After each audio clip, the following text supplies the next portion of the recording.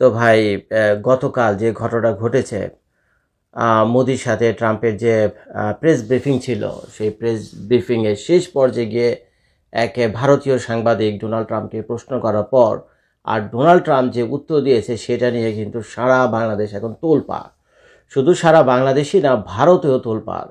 একদিকে ভারতে তো রীতিমতো হরেরাম হরেরাম চলছে, মানে হাসাহাসি ঠাট্টা করা বিদ্রুপ এগুলো চলছে, আর বাংলাদেশে চলছে হলো কান্নাকাটি চিল্লাচিল্লি আর চুল ছেঁড়াছিড়ি আর হলো চুলাচুলি। তো একটা জিনিস খেয়াল করেন আপনারা, সেটা হলো একটা স্বাধীন দেশ বাংলাদেশ। হতে পারে আমরা গরিব, হতে পারে আমরা তিন বেলা ঠিক মতো খেতে পাই না, হতে পারে আমাদের দেশের নাগরিকরা, হতে পারে আমাদের দেশের নাগরিকরা চরম অবহেলায় অযত্নে একেবারে অত্যন্ত খারাপ পর্যায়ে রয়েছে, ধরে নিলাম, সব কিছু ধরে নিলাম। কিন্তু তারপরেও ভাই একটা জিনিস আপনাদেরকে বুঝতে হবে, এই দেশটা একটা স্বাধীন দেশ এবং এই দেশের একটা সবুজ রঙের পাসপোর্ট আছে। যে সবুজ রঙের পাসপোর্ট নিয়ে আজ থেকে 20 বছর আগে আমি বাংলাদেশ ছাড়ছি, একজন বাংলাদেশি নাগরিক হিসেবেই। তো আজকে আমি আমেরিকার নাগরিক, কিন্তু শিকড় তো বাংলাদেশে, জন্ম তো বাংলাদেশে। তো এখন বাংলাদেশ নিয়ে যখন ট্রাম্প এই কথাটা বলল যে বাংলাদেশের ব্যাপারে ভালো মন্দ যা কিছু দেখার সেটা হলো মোদি দেখবে, আমি কিন্তু ভাই লজ্জায় মাটির সাথে মিশে গেছি। লজ্জায় আমার চোখের সামনে যখন এইটা আসছে, ভিডিওটা আসছে, লজ্জায় আমি মাটির সাথে মিশে গেছি, দুঃখে এবং কষ্টে। ট্রাম্পের উপর যতটা না আমার রাগ হয়েছে, তার চেয়ে বেশি বেশি রাগ হয়েছে হলো আপনাদের উপর, যারা আপনারা এই মুহূর্তে ভিডিওটা দেখছেন। আজকেও অন্য কোনো দেশের রাষ্ট্রপ্রধান বাংলাদেশকে এগুলো কেন বলতে পারে জানেন? আপনাদের ইচ্ছাশ্রামের জন্য, আমাদের ইচ্ছাশ্রামের জন্য। আমাদের পলিটিশিয়ানদের যে কি পরিমাণ ছ্যাঁচড়া কি পরিমাণ ছ্যাঁচড়া আমি ভাই ভাষায় বুঝতে পারবো না। মানুষ কত বড় বেইমান হলে যে দেশে খায়, যে দেশে ব্যবসা বাণিজ্য করে, যে দেশে তার পোলাপান জন্ম নেয়, যে দেশে তার রুটি রোজগার হয়, যে দেশে মানে তার জন্ম ভালো মন্দ, তার বাপ দাদা 14 গোষ্ঠী হলো যে দেশে, সেই দেশের নাঙ্গা করে দিয়া এই দেশে পয়সা লুটপাট করে গিয়ে আরেক দেশে বাড়ি গাড়ি করে ইউরোপ আমেরিকাতে। এটা হলো এই নিমক হারাম জাতি হলো আমরা বাংলাদেশি। কারা করে এটা? সবাই আমরা কম বেশি জানি, আমাদের পলিটিশিয়ানরা উষ্টা এবং লাত্তির উপর আছে আমাদের। তো যার ফলে স্বাধীন হওয়ার 50 বছর 55 বছর হয়ে গেল, আমাদের আজকে এই করুণ অবস্থা। বাংলাদেশ যতটা সম্ভাবনাময় একটা দেশ ছিল, এই এত 18 কোটি 20 কোটি মানুষ, বাংলাদেশি ছেলে মেয়েরা হলো পৃথিবীর যে কোনো ইউনিভার্সিটিতে যান, বাংলাদেশি ছেলেমেয়েরা যখন কোনো বিদেশে কোনো ইউনিভার্সিটিতে পড়াশোনা করতে যায়, তারা কিন্তু সবাই কিন্তু প্রথম শ্রেণীর স্টুডেন্ট থাকে, জানেন আপনার মেধার তালিকায়। মেধাবীর দিক থেকে বাংলাদেশি স্টুডেন্টরা যখন ইন্টারন্যাশনাল স্টুডেন্ট হিসেবে কোনো কলেজ ইউনিভার্সিটি থেকে ভর্তি হয়, দেখেন তাদের ট্যালেন্ট দেখে কত ভালো ভালো ছেলে মেয়ে মানে আমাদের বাংলাদেশে, কিন্তু বাংলাদেশে তাদের মূল্যায়ন হয় না, তারা গিয়ে বিদেশে পড়াশোনা করে। তো এরকম একটা সম্ভাবনাময় দেশ, মানে একটু যত্ন আর অবহেলা আজকে এই করুণ পরিণতি অন্য এক দেশের রাষ্ট্রপ্রধান আইসা বাংলাদেশকে এরকম তুচ্ছ তাচ্ছিল্য করতে পারে। তো আমার তো ভাই লজ্জা হয়েছে এই আমেরিকা থেকে। আমার এই আমেরিকার সরকারও কিন্তু আমার প্রেসিডেন্ট, আমেরিকার সরকার ট্রাম্পও কিন্তু আমারই প্রেসিডেন্ট। সেই দেশের মাটিতে বসে আপনাদের জন্য ভিডিও করছি, ট্রাম্প যখন এই কথা বাংলাদেশ সম্পর্কে বলছে, লজ্জায় ঘৃণায় আমি মাটির সাথে মিশে গেছি। আর ওদিকে দেখলাম আপনাদের আসিম নজরুল সাহেব, একজন প্রভাবশালী উপদেষ্টা বাংলাদেশে, তারা খালি ব্যস্ত এইটাকে কি লাউ বলতে কদু বুঝেছে, কদু বলতে এটা বুঝেছে, এটা এমনে বলেনি অমনে বলছে, তার অঙ্গভঙ্গি এই ছিল, ওদিকে একটু তাকায় ছিল, তারপরে মুখে একটু হাসি কম ছিল, তারপরে এমনি করে তাকাইছে, এই সব আলতু ফালতু কথাবার্তা বইলা তাদের স্ট্যাটাস দেখেন অনেক জায়গায়। এটাকে ডোনাল্ড ট্রাম্পের এই কথাকে প্রতিহত করতে গিয়া, ডোনাল্ড ট্রাম্পের এই কথাকে ডিফেন্স করতে গিয়া যে কত বড় অপমানজনক কথা ভাই, তাদের তো ভাই গন্ডারের চামড়া লাগে না রে ভাই, তাদের তো গন্ডারের চামড়া লাগে না, তো ইজ্জতে তো লাগে না। ইজ্জত কি জিনিস তো বুঝে না, বাংলাদেশের পলিটিশিয়ানরা ইজ্জত কি জিনিস বুঝে না। আর যদি ইজ্জত কি জিনিস বুঝতে হতো, তাহলে বাংলাদেশের এইটা কইরা তারা ইউরোপ আমেরিকাতে বাড়িঘর করতে না, এরা তো এই পলিটিশিয়ানরে। তো দেখলাম বেশিরভাগ পলিটিশিয়ানরে এইটা বলতে এটা বুঝাইছে, ডোনাল্ড ট্রাম্প লাউ বলতে কদু বুঝাইছে, কদু বলতে লাউ বলছে, কাঁঠাল বলতে আম বুঝাইছে, বুঝছেন? এইগুলি টেগলি কইরা আপনারা খুবই ব্যস্ত। এখন এই মুহূর্তে যখন আমি ভিডিওটা করছি, ডোনাল্ড ট্রাম্প যে কমেন্ট করছে বাংলাদেশের ব্যাপার, 48 ঘন্টা হয়ে গেছে, 48 ঘন্টা। এই 48 ঘন্টার ভিতরে আপনাদের মধ্যে কেউ যেগুলোর কথা বাদ দেন, বাংলাদেশের রাষ্ট্রপ্রধান ব্যাপারে আসেন, কারণ এটা তো স্টেট টু স্টেট একটা ম্যাটার, কত বড় অপমান এবং লজ্জার একটা ব্যাপার। তো বাংলাদেশ সরকারের পক্ষ থেকে ঢাকায় যে এই আমেরিকার যে দূতাবাস আছে সেখানে তো একজন অ্যাম্বাসেডারও আছে, আমেরিকার ডিপ্লোমেটও সেখানে আছে। তো বাংলাদেশের সরকারের পক্ষ থেকে একটা প্রতিবাদ জানানো অন্তত উচিত ছিল। মারপিট তো করতে বলিনি রে ভাই, আপনাদের মারপিট তো করতে বলিনি, আর ওই আপনাদের ওই হরতাল অবরোধ এগুলো করতে বলি, বকাবাজিও করতে বলি, কিচ্ছু করতে বলিনি। এটা একটা শালীনতা, আপনাকে অপমান করা হয়েছে, আপনি প্রতিবাদ করছেন, এটা ভদ্রতা। যদি ইজ্জত থাকে, যারা ইজ্জতের মূল্য বুঝে এবং তার ইজ্জতের উপর যদি আঘাত আসে, সম্মানের উপরে যদি আঘাত আসে, সে এটাই করে। এখানে তো মারপিটের কথা বলা হয়নি। আমাদেরকে চরমভাবে অপমান করা হয়েছে, বাংলাদেশটাকে চরমভাবে অবজ্ঞা, অবহেলা, অসম্মান করা হয়েছে। ভাই আমরা 18 কোটি মানুষের আমাদের ভিতরে লাগছে। ভাই হইতে পারে আপনি আওয়ামী লীগ করেন, হতে পারে আপনি বিএনপি করেন, হতে পারে আপনার নাগরিক কমিটি করেন, হইতে পারে আপনি বৈষম্য বিরোধী ছাত্র নেতা হইতে পারেন, যে কেউ হইতে পারে, রিক্সাল হইতে পারেন, ঠেলাগাড়ি হইতে পারেন, সালমান এফ রহমান হইতে পারেন, মন্ত্রী এমপি সচিব যা খুশি আপনি হইতে পারেন, কিন্তু আমাদের সবার পরিচয় এক, দেশের বাইরে। সেটা হলো আমরা সবাই হলো বাংলাদেশে, আমাদের সবার হাতে আসলে সবুজ পাসপোর্ট। বুঝতে হবে কিন্তু এটা জাতির দিক থেকে আমরা এক।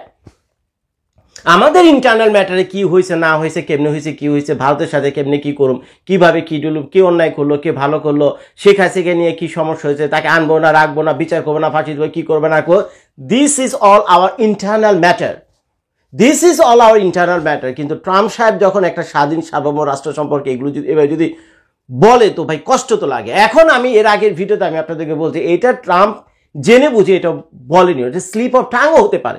উনি প্রস্তুত ছিল না, হুটহাট করে একটা প্রশ্ন করছে। বাংলাদেশ সম্পর্কে ট্রাম্প যথেষ্ট স্টাডিও করেনি আমার কাছে দেখে, যেটা মনে হলো। তো যার ফলে উনি বলছে, একভাবে বলতে গেছে, হয়ে গেছে আরেকভাবে। এখন যেভাবেই বলুক না কেন, কথাটা তো এভাবে আসছে যে বাংলাদেশের ব্যাপারে ভালো মন্দ যা দেখে ভারত দেখবে, এতে তো কোনো সন্দেহ নেই। এখন ভুল করে বলুক আর যেভাবে বলুক, এখন বাংলাদেশ সরকারের পক্ষ থেকে কি উচিত ছিল ভাই, একটা প্রতিবাদ লিপি বলেন কিনা, প্রতিবাদ জানায় একটা লেটার তো অন্তত অ্যাম্বাসেডারের কাছে দিতে পারতেন, যে আমরা বাংলাদেশের সরকার হিসেবে আমরা অনেক কষ্ট পাইছি ডোনাল্ড ট্রাম্পের এই কথায়। ভাই আপনাদের এই মুরুদটাও হইল না, আপনাদের এই মুরুদটাও হইল না যে ট্রাম্পের কাছে এই যে অ্যাম্বাসেডর আছে ঢাকাতে, আমেরিকান এমবেসির, অন্তত তার কাছে এই ধরনের একটা প্রতিবাদ বার্তা পাঠানো, যে আমরা অপমানিত হয়েছে, আমরা কষ্ট পাইছি, আমরা অপমানিত হয়েছে, আমরা কষ্ট পাইছি। তো লিখতে, এটা লিখতে কি রে ভাই,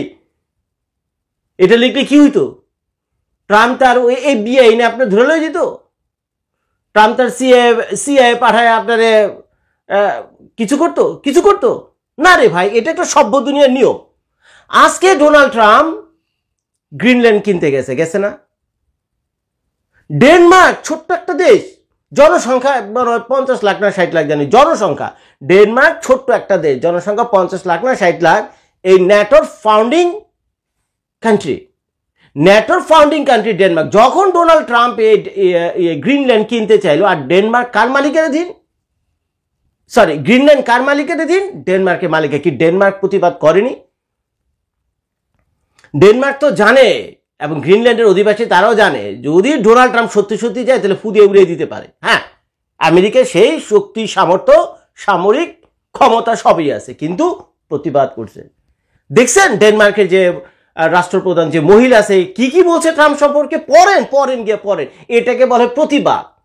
ডেনমার্ক সরকার এবং ডেনমার্কের যে জনগণ, তার এটা চরম অপমান বোধ করছে যে ডোনাল্ড ট্রাম্প এখানে পয়সার বড়াই দেখাইতেছে, তাদের কাছ থেকে গ্রিনল্যান্ড নিয়ে যেতে চায়। দেখেন তারা কি বলছে, তাদের পত্রপত্রিকা কি বলে।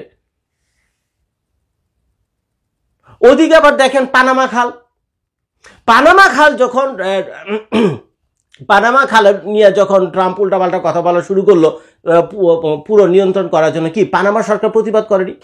পানামা তো ভাই একটা দুর্নীতিগ্রস্ত দেশ, চরম পর্যায়ে দুর্নীতিগ্রস্ত। বাংলাদেশের কি দুর্নীতি, পানামা তার ভয়াবহ অবস্থা। এরকম অবস্থা দেখেও কিন্তু পানামা ট্রাম্পের বিরুদ্ধে প্রতিবাদ করছে।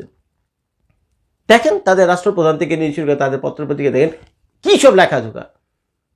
এতেই বোঝা যায় যে ভাই দেশ গরিব হোক, ছোট হোক, বড় হোক, এটা কোনো বিষয় নয় ভাই। প্রতিবাদের ভাষা থাকতে হবে, প্রতিবাদ করা জানতে হবে, এটা ইজ্জতের প্রশ্ন। আজকে যদি আপনারা এটা করতেন তাহলে ট্রাম্প আমাদের বাংলাদেশ সম্পর্কে আরেকটু স্টাডি করতে বাধ্য হইতো যে না কি রে কি বলতে গিয়ে কি বলছে। এখন তো ভাই দুনিয়ার গন্ডগোল হয়ে গেছে, এখন তো দুনিয়ার গন্ডগোল হয়ে গেছে, সারা বাংলাদেশের মানুষ খুব খারাপ বলতেছে। তখন তো ট্রাম্প না হয় এই বাংলাদেশ নিয়ে একটু স্টাডি একটু বেশি করে করতো, হয়তো তার ভুলের জন্য পরবর্তী কোনো প্রেস কনফারেন্সে গিয়ে হয়তো ক্ষমা চাইতে পারতো আপনাদের কাছে যে ভাই তোমার স্বাধীন সার্বভৌম রাষ্ট্র সবই ঠিক আছে, কিন্তু আমি আসলে যেটা বলতে চাইছিলাম সেটা আসলে বলতে পারিনি, ভুল হয়ে গেছে আমার। হয়তো ট্রাম্পের মুখ দিয়ে এই কথাগুলো বেরোতো, কিন্তু আপনাদের একটারও আমি দেখলাম না, না সরকারি দল না বিরোধী দল। আর সরকারি দলকে তো বুঝি না, কারণ বাংলাদেশে এখন কোনো পলিটিক্যাল গভর্নমেন্টও নাই। তো যাই হোক, না আওয়ামী লীগ না বিএনপি না তত্ত্বাবধায়ক সরকার না আম জনতা না লুঙ্গি পার্টি, বুঝছেন, একটা লোকের আমি দেখলাম না ট্রাম্পের এই কথার বিরুদ্ধে প্রতিবাদ জানায়া ঢাকায় অন্তত ছোটখাটো একটা মিছিল করা অথবা একটা স্মারকলিপি অ্যাম্বাসেডরের কাছে দেওয়া যে না ভাই আমরা খুব কষ্ট পাইছি ট্রাম্পের এই কথা, এটা খুব কষ্ট পাইছি। অনুরোধ রইল মহামান্য ট্রাম্পের কাছে যাতে ভবিষ্যতে বাংলাদেশ সম্পর্কে অন্তত এই ধরনের কথাবার্তা না বলে। আমরা গরিব হতে পারি, 3 বেলা জায়গায় 2 বেলা খাই, কিন্তু তারপরে আমাদের ইজ্জত আছে। এরকম 2-4টা কথা যদি লেখা ট্রাম্পকে দিতেন, বিশ্বাস করেন ভাই ট্রাম্প নতুন করে বাংলাদেশ সম্পর্কে স্টাডি করতো, অন্তত একটা জিনিস বুঝতে পারতো যে এই দেশের মানুষের মান সম্মান আছে, কোথায় কোন জায়গায় ভুল করে কি বলে ফেলছে আমি। সারা বাংলাদেশের মানুষ উত্তাল হয়ে গেছে, অপমান উত্তাল হয়ে গেছে। আপনাদের তো ভাই প্রতিশোধ নিতে বলিনি, আপনি যে অপমানিত হয়েছেন সেটা তো ভাই বুঝান।